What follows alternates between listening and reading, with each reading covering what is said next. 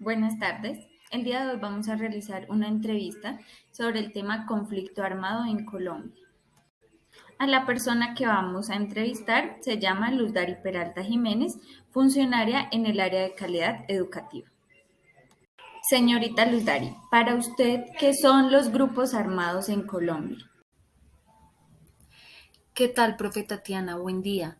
Bueno, sobre esta primera pregunta, puedo decir desde mi punto de vista que el conflicto armado en Colombia ha sido una guerra que se ha presentado durante muchísimos años entre el Estado colombiano y los diferentes grupos guerrilleros que han surgido durante el transcurso de la historia, a los cuales también se les ha sumado los paramilitares, los carteles del narcotráfico, las BACRIM y diferentes grupos armados organizados que por años han causado tragedias, falta de oportunidades y pobreza a los colombianos. ¿A quiénes afecta el conflicto armado? Bueno, mi profe, sobre esta pregunta de a quiénes afecta el conflicto, pues indudablemente a todos los colombianos. Sin embargo, pues a algunos de manera directa, a otros de manera indirecta. Mm, pero a todos los colombianos nos afecta el vivir en un país en el que se está en guerra, en el que no hay paz, en el que no hay tranquilidad, en el que no podemos transitar tranquilamente y libremente por las regiones y por las carreteras de nuestro país. En ese sentido afectaría a muchísimos y en gran parte a todos los colombianos. Ahora, pues las consecuencias pueden ser mucho más directas y mucho más crueles para familias que viven de cerca el conflicto, para las familias que están en esos territorios y en esas regiones de Colombia donde se vive al lleno el conflicto armado. Nosotros, voy a hablar desde mi experiencia profesional y desde mi experiencia personal.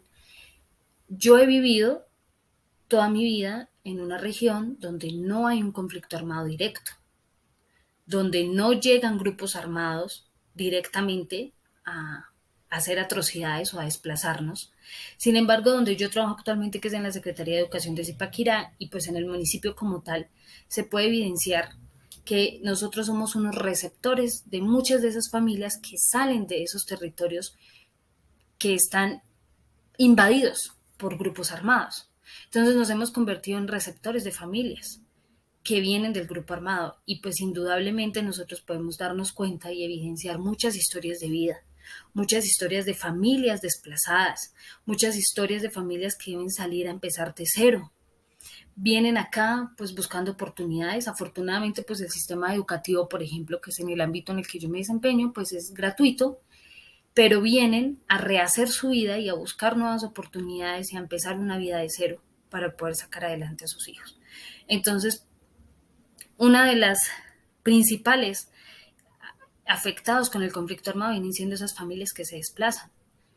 Pero también están los niños, los adolescentes a los que se los llevan los grupos armados, las guerrillas, para ser reclutados para que trabajen para ellos, para enseñarles y que hagan parte de esos grupos armados. Cuando muchos niños ni siquiera saben de qué se trata un arma, cuando muchos niños deberían estar era en el entorno educativo, escolarizados, pues por la misma presencia de esos grupos y de tanta violencia en sus territorios, a veces ni siquiera tienen la opción de salir, de desplazarse, de irse, como en algunas familias, sino que simplemente se los llevan y son reclutados durante años o durante toda su vida para ser parte de estos grupos armados. Y giran su vida y su entorno y su proyecto de vida, si es que lo tienen, pues empieza a girar en torno a violencia, a armas. Entonces, los niños, obviamente los adolescentes, son también muchos de los afectados con el tema del conflicto armado.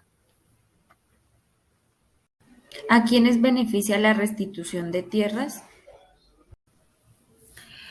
Bueno, antes de responder a quiénes beneficia, valdría la pena aclarar, profe Tatiana, que en Colombia existe una ley de víctimas. La ley de víctimas es la 1448 del 2011, por medio de la cual se dictan unas medidas para brindar atención, asistencia y una reparación integral a las víctimas del conflicto armado interno en el país. Dentro de esas medidas, una de ellas está contemplado la restitución de tierras.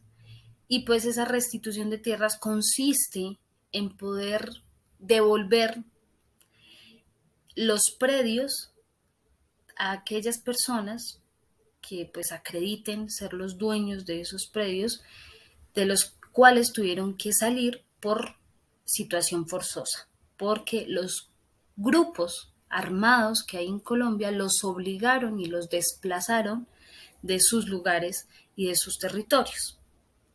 Pues a quienes beneficia, pues a las víctimas, en este caso del conflicto armado en Colombia. Hay una tipificación para saber si son víctimas, esto se encuentra dentro de la ley que ya les mencioné. Y pues esta restitución de tierras indudablemente a los que va a beneficiar es a grandes poblaciones que han sido desplazadas de sus territorios, entre ellos indígenas, por ejemplo, campesinos, que desde hace años fueron desplazados, fueron desalojados de sus propios terrenos para ocuparlos por los grupos armados y poder desarrollar también muchas actividades ilícitas dentro de esos predios.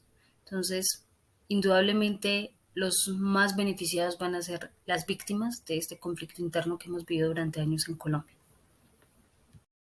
¿Por qué la población decide abandonar sus tierras?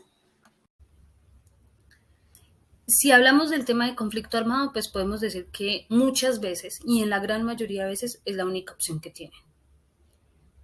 Abandonar sus territorios, porque quedarse implica que esté en riesgo su vida, que esté en riesgo la vida de sus familiares, de los hijos, que implique que se tengan que o que tengan que entregar a los hijos a los grupos guerrilleros,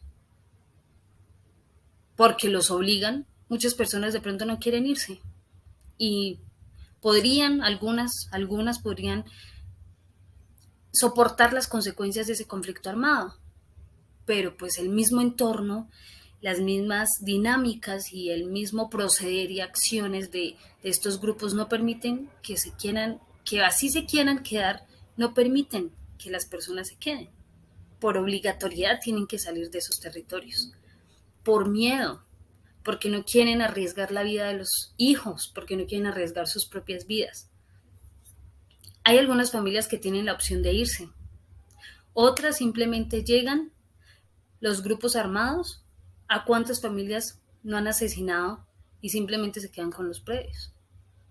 Ahora, eso es en cuanto al tema del conflicto armado, pero pues también se puede abandonar las regiones por otras razones. Puede ser por el tema económico, por el tema de falta de oportunidades. Nosotros en septiembre de este año tenemos una tasa nacional de desempleo del 10,7%. Que aunque ha bajado, pues a diferencia o en comparación con el tema del desempleo que surgió durante la pandemia, pues sigue siendo alta. No se cuenta la informalidad. La pobreza, tenemos una pobreza monetaria en el 2021 del 39% y una pobreza extrema monetaria del 12%. Y las proyecciones no son nada alentadoras. Al contrario, en lugar de disminuir esos niveles de pobreza extrema monetaria, pues parece que van a aumentar. Entonces también muchas personas salen en busca de nuevas oportunidades, del trabajo, de pronto de estudiar y dar una mejor calidad de vida. Esas podrían ser las razones, viéndolo desde un punto de vista económico y desde un punto de vista del conflicto armado. Gracias.